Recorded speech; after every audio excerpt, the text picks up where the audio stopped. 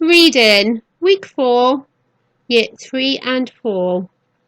Very good morning to you all.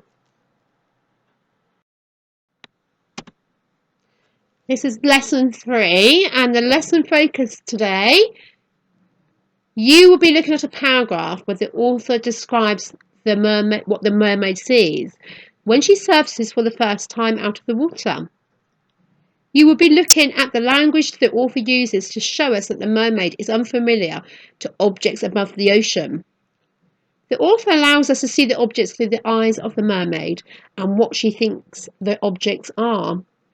You will be given a list of objects. You will then have to describe what the mermaid might think they are.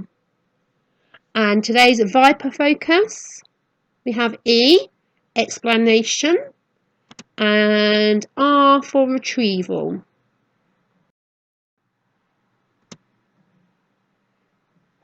Your learning objective today is identifying how language, structure and presentation contribute to meaning. Success criteria. I can discuss how the author's choice of language and presentation contribute to meaning. I can also discuss what effect this has. I can even give my own examples. Vocabulary slides. So, if you come across any words that you do not understand, as before, use this website and use the pupil-friendly definitions, co-build definitions.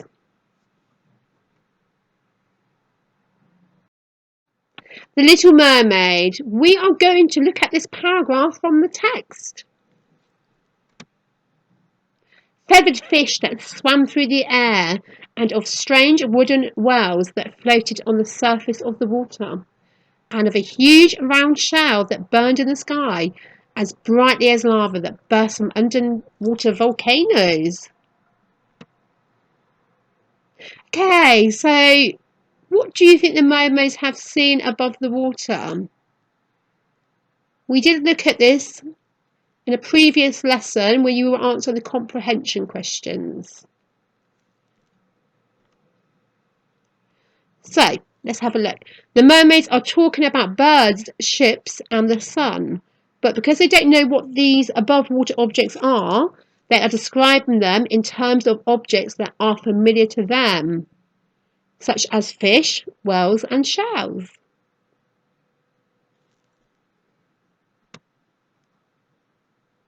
What do you think about this part of the story?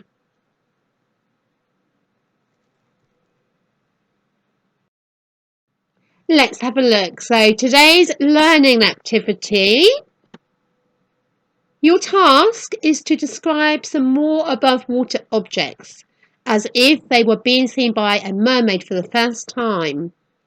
What would the mermaid think that the objects are? You will also need to think about what underwater object the mermaid might compare this new object to. So, I've got a little example here for you. So, have you heard of a seahorse that lives in the ocean? So, if the mermaid saw a horse, she might actually think it's a seahorse. If you look at the seahorse, it has a horse's head. Very similar shape. So you will now need to complete the worksheet.